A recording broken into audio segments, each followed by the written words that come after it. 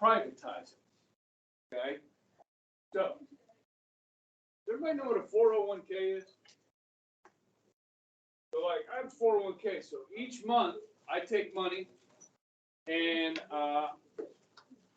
it goes into an account and it gets invested in the stock market. Okay? And the diocese matches that. So, 25 years of doing that. I'm happy to report to you, my 401k is sitting at $186,000. Can I retire on $186,000? For a year or two. Yeah, a couple of years.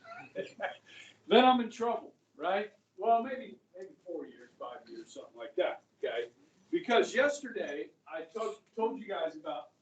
So instead of 6.2% of your income being invested, it goes to the government in taxes. Yes. Okay. Now, Mr. Ebright makes about the average of what the average American makes in a year. I'm about close to the average, somewhere in that mid $50,000 range. Okay, that's the average across the United States. Okay, so what I pay in is average. So I pay in about $300 a month. That's my 6.2%. Now, yesterday when I told you the average recipient on retirement, I told you $1,300. I was wrong. I looked it up this morning. The average person getting Social Security, it's about $1,700, $1,705 is the average. So I'm the average person paying in, the average person getting a check at 67 is $1,700. So now, how many average people like me does it take to pay for one person retiring now? About 5, right? So if I multiply 5, or 6 would be 1,800, over 5 of people like me. Okay. Now my wife puts in more than 6 points, more than my 300, and you guys put in less. So that's the average. Okay. So the idea is, guys, this money doesn't grow. It's not invested. It gets no interest.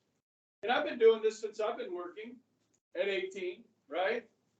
And you've been doing it since you started working at 16 or 17 or 18. Okay.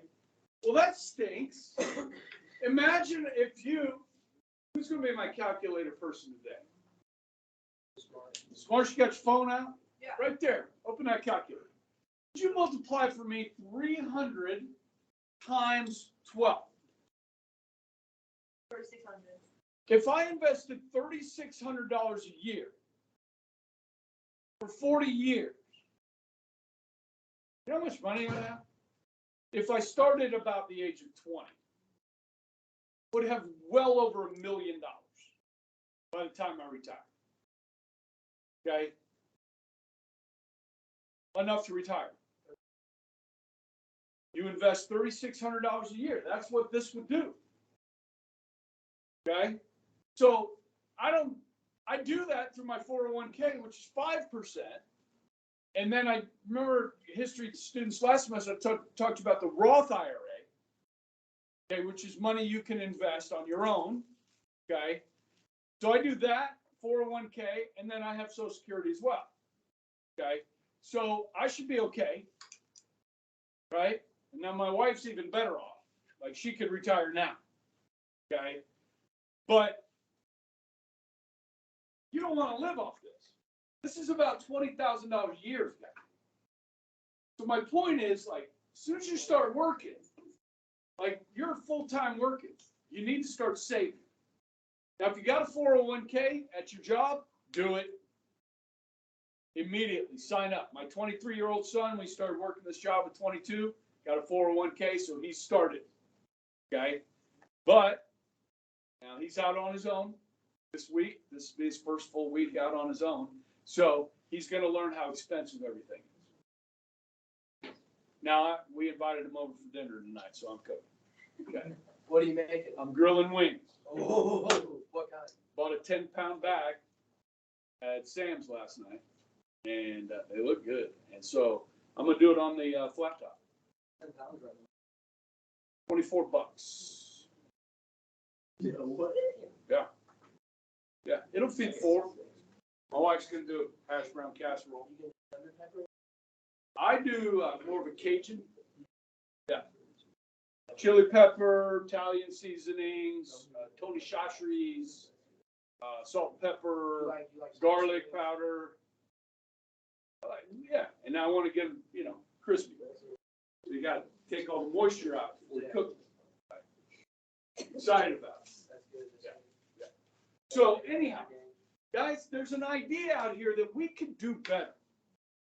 Now remember, this system is supposed to go bankrupt by 2037 with the current formula. Okay, so this is what some people propose to privatize it.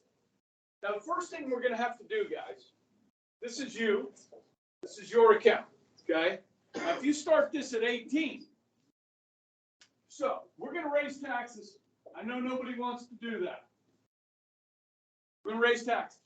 Okay, so this 300 will now be 330. But instead of this 330 going to grandma, you're going to take 30 of this over here, and you're going to start your own private investment account. Okay? Now, $30 isn't a lot. I get it. But we can't cut grandma's retirement. You understand? So this is going to take a long time to do. So calculator, ready? Okay? So $30 times 12. Now, it's $360 the first year. You can't retire on that, okay? But you're 18. Now, multiply that times 5 years, times 5. 18. Okay, so now this is being invested, so you're going to get some interest as well.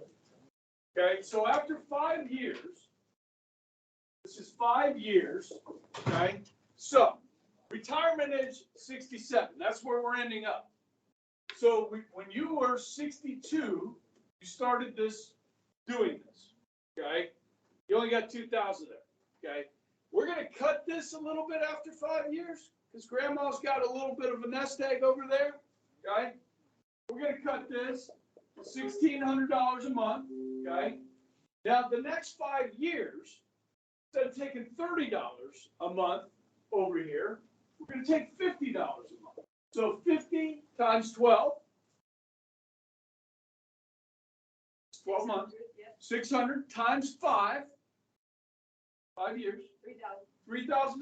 Now, with interest, you got 2,000 plus 3,000, all right? We're up to $6,000 after 10 years. Again, you can't retire on that, but when you were 57 and you started doing this, now you've got this over here as well, okay? So we're going to cut this. That's following what's going on here, okay? Cut this to $1,500 a month. Now we're going to take more of this over here.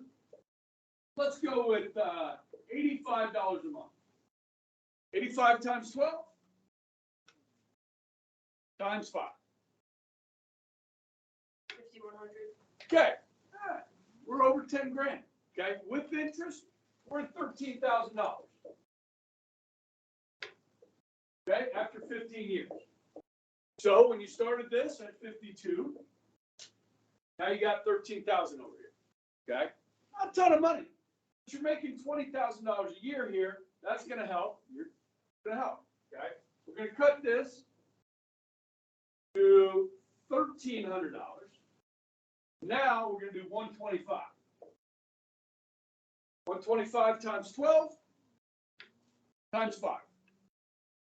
7,500. 7,500 plus interest, we're at $24,000 now. Okay? And that's after 20 years. Okay, so you were 47 when this started. Okay, now when you're starting at 18. These are people in the Middle Ages. Okay? Everybody following this? Okay, so the next month, instead of 125 out of this 330, we're going to take 185. We got to cut this down to 1,200.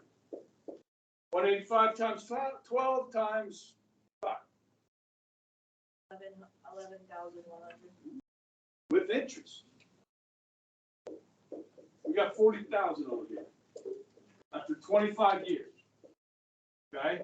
Now, the more money you have, faster it grows. Okay? So, we're 42 when this started. Now you got 40 grand over here. Okay? Which is going to give you at least 2 years of what you would originally have got. $17,000 a month, $1,700 a month for a year is about 20 grand. Okay? So, you got 2 years of savings here. Okay? Now, we're going to do this again. Instead of, what did I do, 185, we're going to do 225. Times 12 times 5. 13,500. Okay, with interest, with your 40, 13.5, we're going to be up to, let's go, $65,000. Okay? So when you were 37, you started this, okay? Now you got 65 grand over here, okay? And then you do it again, and eventually, guys, you roll it all over. So if you start this when you're young, you're going to have a big nest egg at the end. It takes it out of the hands of the government. It allows you to grow your money. Basically, it turns into government-mandated savings that you save 7% of your income no matter what. You don't have a choice. Because that's what they're doing now. They're saying you have to spend 6.2% of your income. You don't have a choice. Okay? So this would allow that money to grow. Now, what are the downsides to this? What if the stock market crashes, like 1929? Okay, so unemployment at the peak of the Depression was over 25%. And those people that did have jobs, a lot of them didn't have full-time jobs. What's going to happen to the revenue of people paying taxes to fund Social Security if we go into a depression? You're not going to be able to fund Social Security. Anyways, I mean, it's going to go bankrupt now in 2037. You think we go into a depression, you're going to be able to give $1,700 checks out to everybody? I mean, you can just print the money, but the money's not going to be there. We're all going to hell in a handbasket together if the stock market crashes. So, we might as well roll the dice, baby. And when we all retire, we're all millionaires. I don't need a dime from the government. In fact, I'm going to have some money left over that I can give to charity. I want to travel, build a beach house. These sorts of things that you want to do when you get older. Yeah?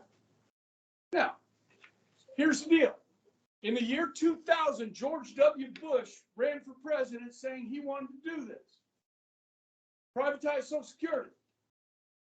The Democrats, he's a Republican, the Democrats ran an advertisement showing George Bush pushing an old lady in a wheelchair off a cliff, saying that Bush is trying to take away your Social Security.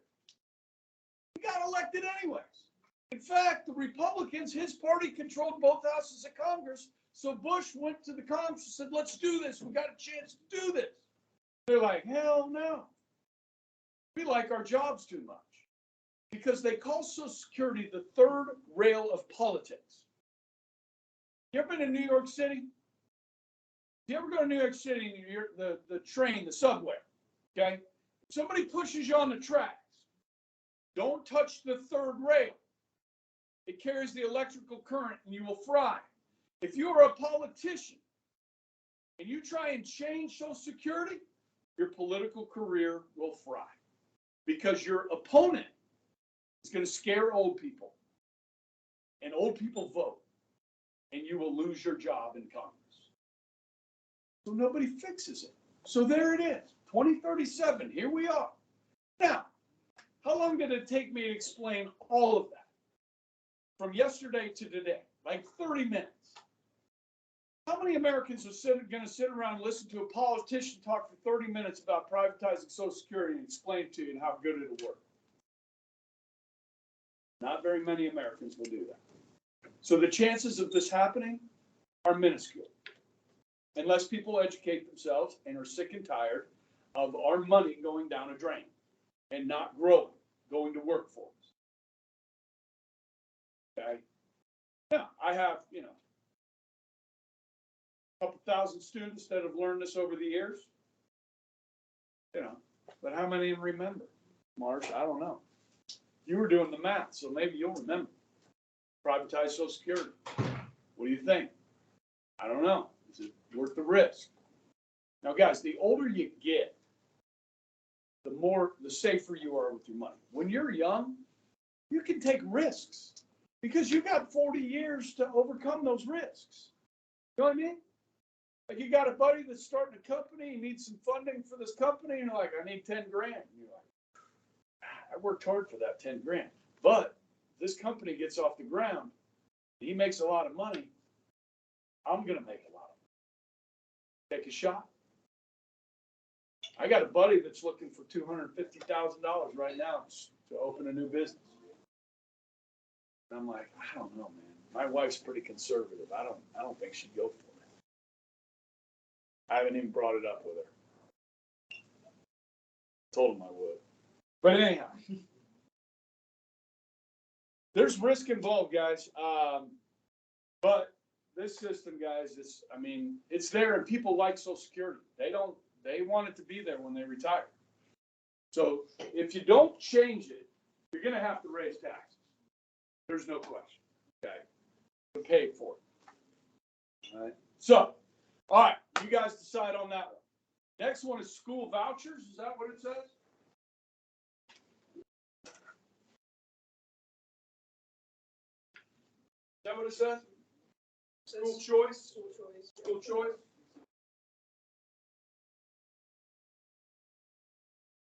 All right, I got a question for you.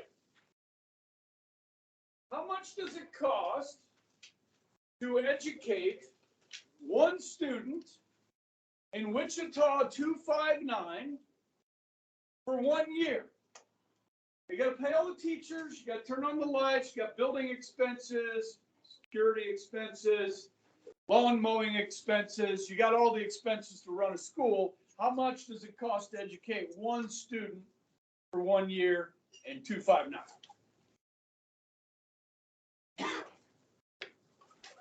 It was on the board when you came in? No, anyone told me? Okay. About $14,000 a year to educate one student. Okay? Some cities, New York, it's over 20,000. Oakland, California, 27,000. Okay? We do it on the cheap here. All right? Now, $14,000. How are our public schools doing at educating America's youth compared to other countries? Not doing very good. So your parents chose to send you to a private school. Yes? Now, there might be multiple reasons for that. One could be the religious aspect of the school. The other could say, I want my kid to get a really good education. The safety and environment of the school. Want to keep them segregated from certain things or people. Right? I sent my kids to private school. I went to public school. My wife went to public school. Paid a lot of money to send our kids to private school. Now, how much are you guys paying here? About $700, $900. You got your registration fees. And then you're tithing to the church, right? So when my kids went here, since I'm not a member of the parish, I paid what the parish pays, which at the time, 2 years ago, about $36.50 a year. $3,650.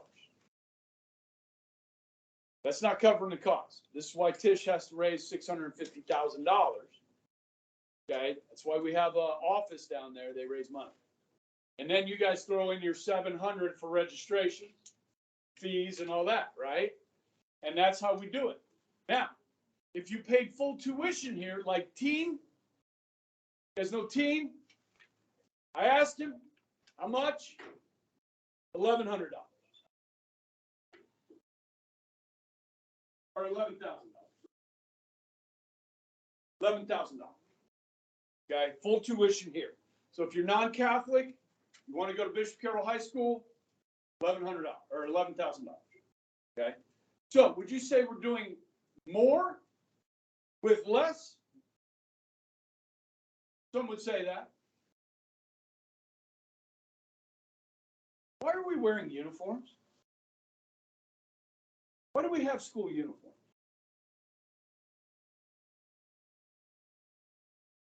No, that goes to the company that makes the uniform, not us.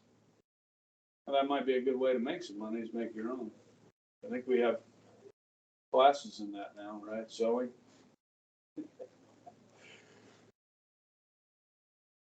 Why do we wear uniforms? Willis and I aren't wearing uniforms. Do you have any idea why we wear uniforms? Say it, Smarsh. Conformity? Conformity. Yeah, I'd love to wear a uniform, honestly. If they gave me like Bishop Carroll polos and khakis, I would wear it every day. Take it back. Why? Seriously. Why? It just takes, I don't know. You don't have to think No, about what yeah. you're wearing. About it, and I could be identified as a teacher. And Modesty is a good one. Yes, modesty. Okay. Huh? That's a good point. So listen, I cannot look out at my classroom and tell you who's got money and who doesn't. There's no, I can't. What do you mean?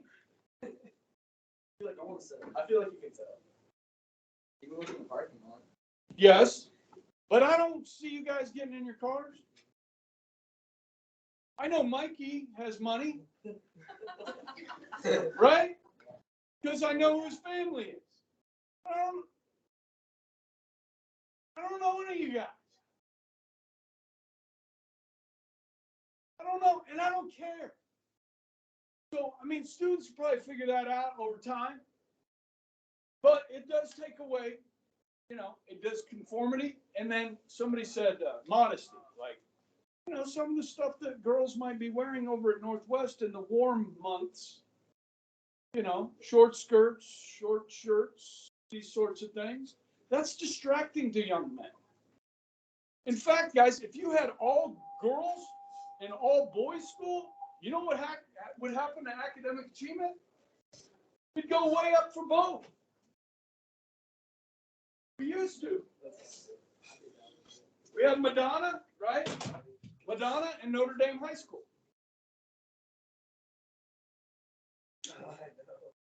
Are boys and girls different?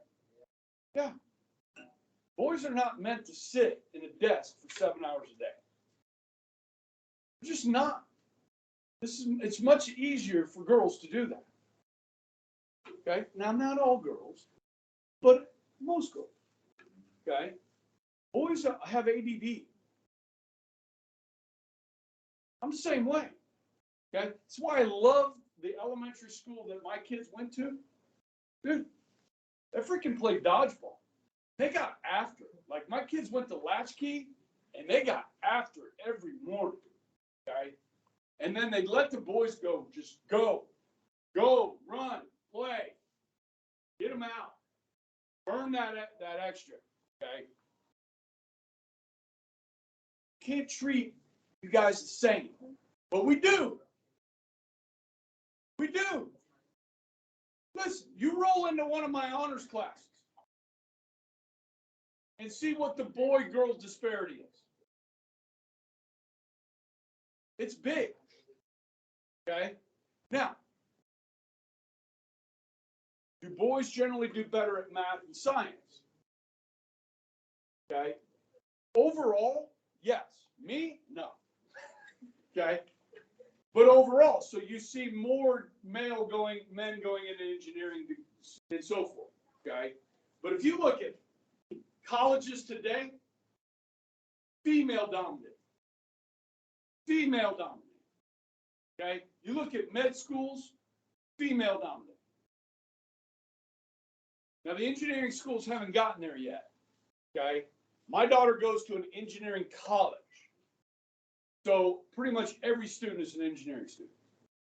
75% male, 25% female. Okay.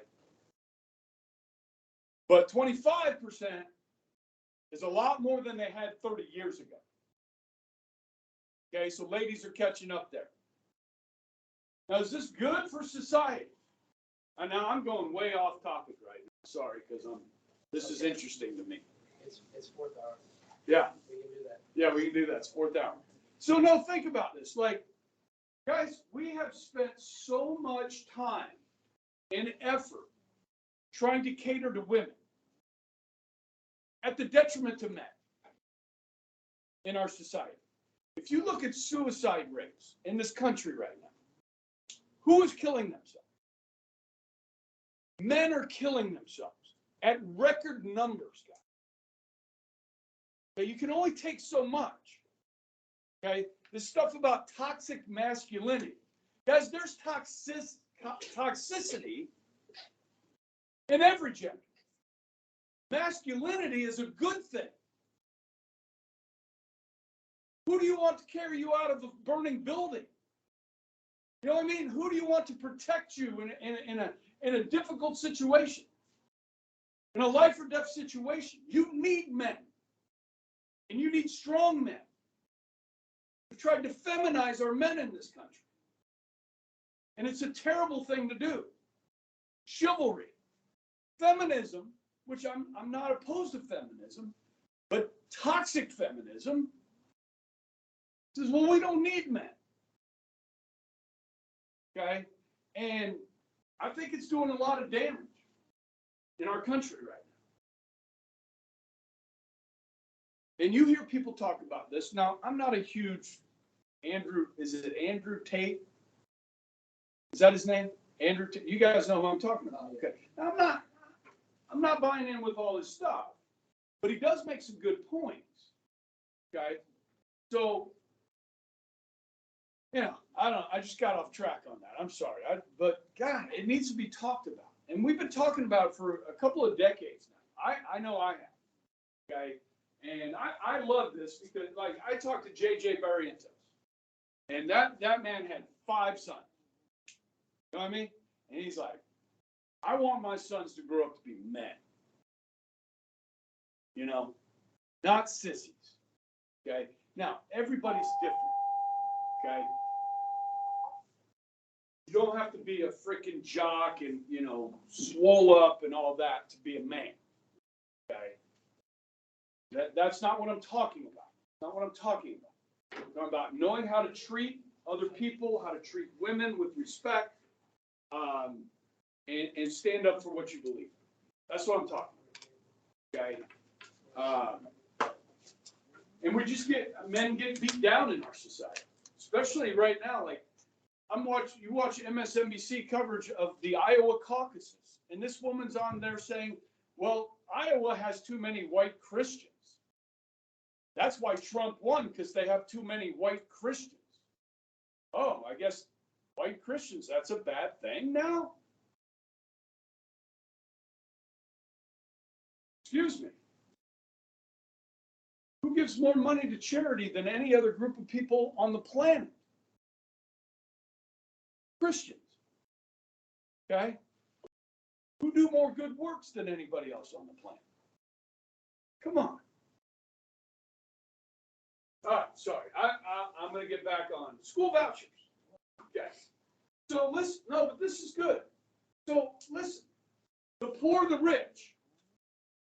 If you go to public schools, now you guys are very fortunate. If you had to pay $11,000 in tuition to come here, would you be at this school right now?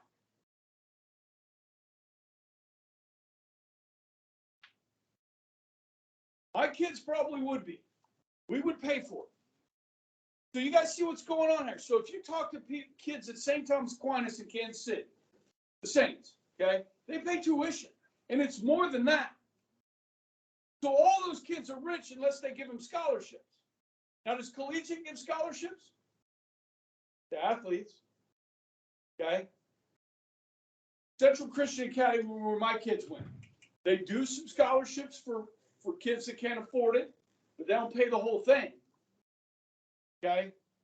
So, guys, we would be like a 1A school. Capon would be bigger than Carroll. Most likely. Okay? Just demographics, guys. So here's my point. You don't get to choose as a child what your socioeconomic status is. You don't get to choose where you live.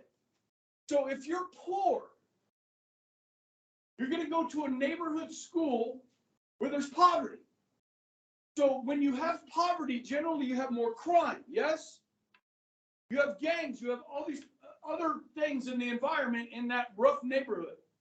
Well, when those kids all go into that neighborhood school, you know what comes into that school with them?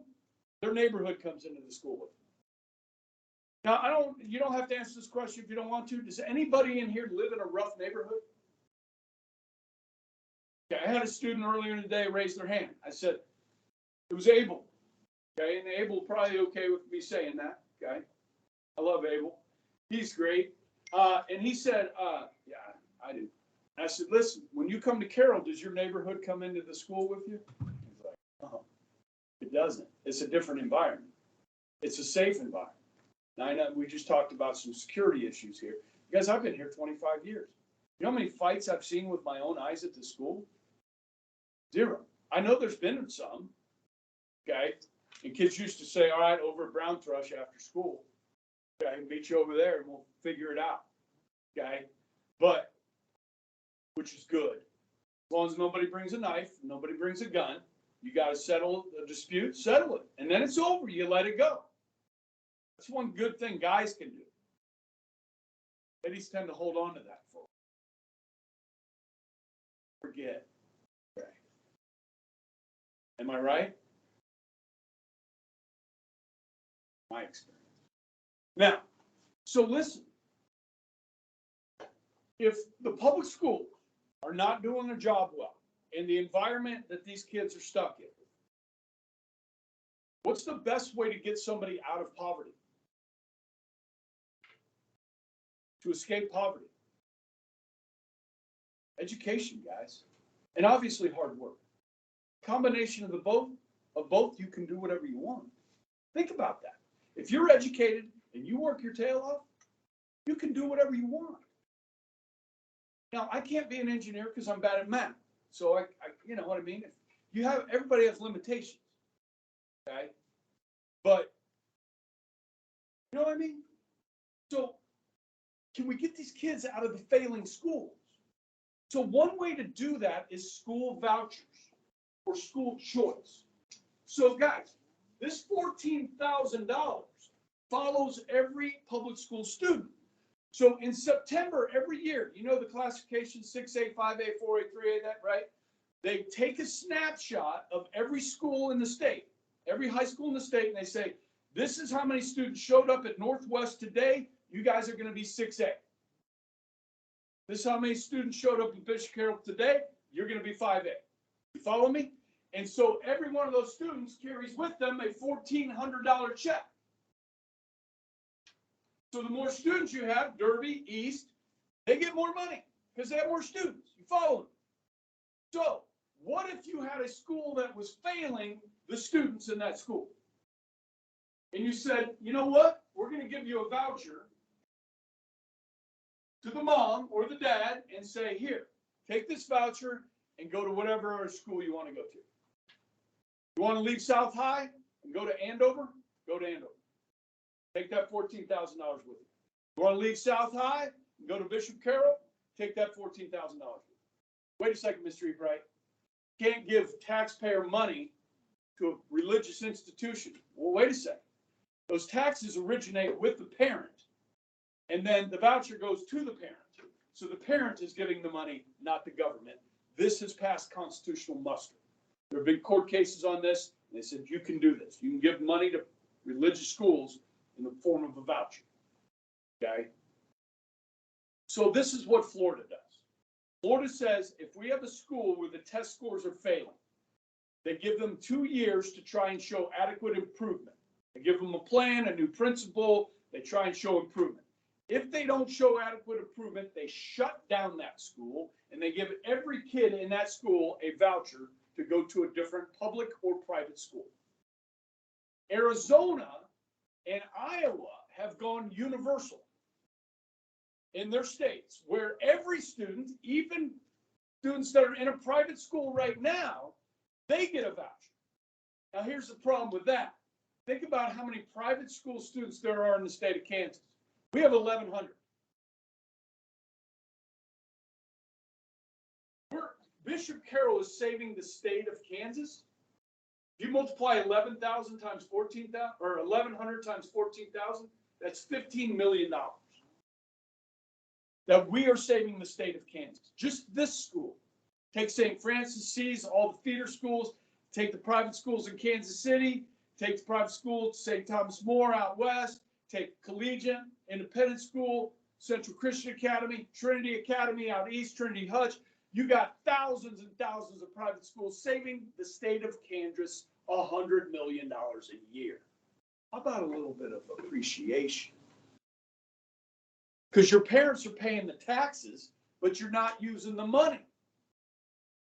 So if we went universal, that's going to cost the state of Kansas $100 million. You're going to have to raise taxes to give all of you $14,000. And then you bring it here. And that first year, we bring in $15 million, and you got to keep tithing. Get the parish agreement, okay? We need a new auditorium, don't we? Done. You want an indoor facility for sports? Nice indoor practice facility. Second year, done.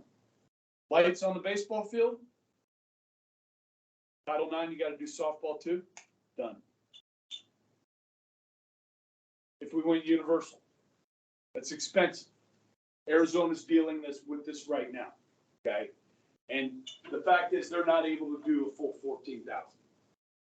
They're having to cut that down. Now, will 14,000 get you into collegiate? No. So if you want to send your kid to collegiate, you're gonna have to make up the difference. Okay. Now, here's the problem. Let's say we do universal. Say 200 students leave South High. What's going to happen to some of the teachers there? With 200 fewer students. They're going to have to lay off some teachers, right? Teachers' unions hate this.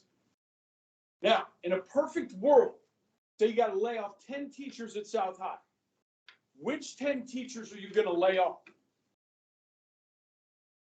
The worst performing teachers.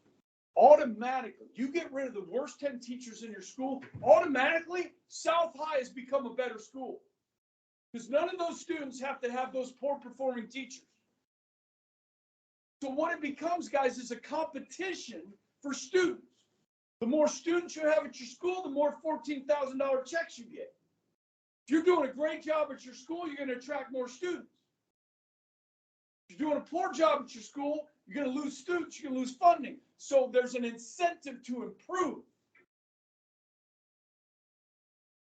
Competition breeds excellence. You guys ever play tennis? How many guys ever played tennis? How many guys are bad at tennis? Okay, now when you play somebody that's actually decent at tennis, do you play better? I do, because they can hit it back across. I'm like, oh, I can hit that back across. Okay, you play better. When I'm playing golf with somebody that can actually, be on the greens and regulation and that sort of thing, I'm like, I'm watching that dude do it because he's got the honors. He's always going first, right? And he hits it farther than I do. I got to go first. But you watch them hit, and you're like, oh, okay. You visualize that. You see it, and you're like, okay, I can do that. Okay? Competition breeds excellence. Why should a student's education, the quality of their education, be decided by their zip code? You ask inner city African-American parents if they had the ability to send their child to the school of their choosing, whether they would want to do that. The vast majority say, oh, please, please let me send my kid to a different school. Okay? But the politicians that these African-American inner city people vote for are Democrats. And who's in bed with the teachers' unions? The Democratic Party. And the teachers' unions hate this, so the Democrats won't do this. Okay? So this is happening in Republican states. Trying to help who? Inner city youth that are stuck in poor schools.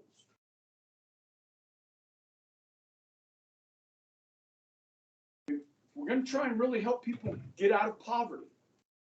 We talked about welfare already. Is that going to bring people out of poverty? No, it's probably going to keep them in poverty. Okay? You want to get people education and hard work.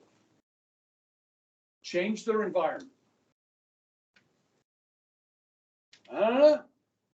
Now, would you guys be willing right now? I know you're leaving here, but to take in 200 students from South High, many of which were non-Catholic, into this school? That change our culture? It could if we let it. Now they got to go to mass. They got to take 4 years of religion. They got to do all the things we do. You wear a uniform, shave. Okay. What better way to evangelize? Isn't that what Jesus asked us to do? Spread the good news, spread the gospel. What better way than bring in 200 heathens? I don't know, guys. I'll tell you this. My buddy Tom, who sent his kids to Catholic schools up through 8th grade, they finished at May South. My buddy Tom said, listen, I teach in the public schools. I teach in 259. I've taught in Hayesville. I've taught in Derby in 259. And he said, I don't want those kids in my kid's classroom. I'm like, Tom, that's kind of mean. He's like, I don't care. So there's two ways of looking at that. Okay? Would it be harder on me? Probably. But I think my classroom management's pretty good. I can handle it. You know how many times I've had to get the administration involved in one of my classes in 25 years? 2 times. First one was probably my fault because I was a young teacher and Michael Gonzalez wanted to talk back to me. And I didn't like that. And I got mad and I wanted to fight it. I'm like 29 years old. You know what I mean? This little punk talking back to me like that. Like, I need to calm down. So I got Shuckman involved. We did some good conflict resolution. Okay. And Michael and I are fine to this day. Okay. But, you know, guys, I don't have problems. Were anybody in 6th hour yesterday when I was subbing for Father? Any guys in that class yesterday? Yeah, you had a couple freaking little lippy boys over there. I freaking let them have it. And they stopped. Okay? Just say it. Come on. You know who they are. They're in your class. Okay. It's not a big deal. I just yelled. And I said, if you don't shut up, I'm kicking you out of the class. They shut up. Now, I never have to say that in my class, do I? Because you guys are awesome. All right. So what do you think, guys? Should we try something like this? I'm really in favor. Personally, I'm really in favor of this for the inner city schools. Okay? Andover's fine. Goddard Mays are fine. Valley Center's fine. It's Truesdale. You got to get them when they're little. You got to get them in the elementary school. Change their way of thinking. Give them some Jesus. A lot of people need Jesus in this country. Yes? We can do a lot with that money. Woo! We can do a lot with that money. Okay. All right. School vouchers. What's that? What's next? Medicare for all. Now, you guys, while I was gone last Thursday, Coach Holman showed you 3 videos on Medicare for all. Yes? Did you sleep?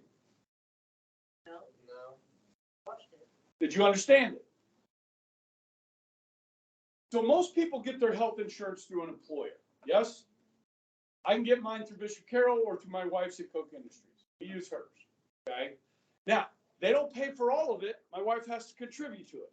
Here, I got to contribute to it if I were to get it here. But the employer helps you pay for that insurance. Okay? Now, people that are really poor qualify for Medicaid. People that are old use Medicare. So Medicare for all would cover all 335 million of us. We wouldn't have to pay anything for health insurance. We would just take the money we're paying for health insurance and give it to the government. And the government would take care of all of us. The government would control the hospitals, decide how much doctors make, and so forth. Now, if you want to see how this system would work, government-run healthcare, all you need to do is go over to the VA, the Veterans Hospital on Kellogg out east. Any of you guys have family members that go to the VA veterans that for healthcare? Used to? Now, if you gave a veteran a choice between going to the VA or to Via Christi, 99% of the time, they're going to say what? They're going to Via Christi. Guys, the VA is run by the government. What does the government run that is run efficiently and effectively? Military. But have you seen the budget for the military? You think there's any waste there? We lost track of like 10, I don't know how many billions of dollars in Afghanistan. Over 20. They can't account for billions and billions of dollars. Okay?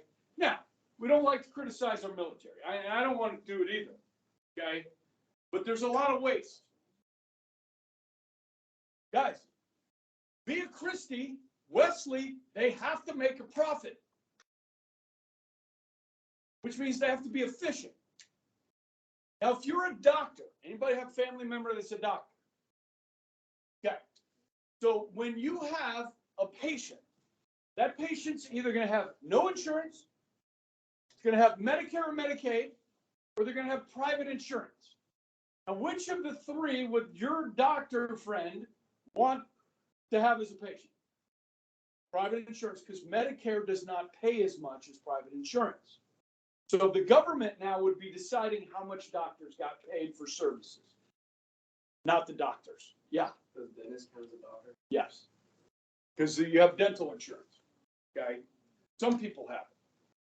I freaking hate the dentist.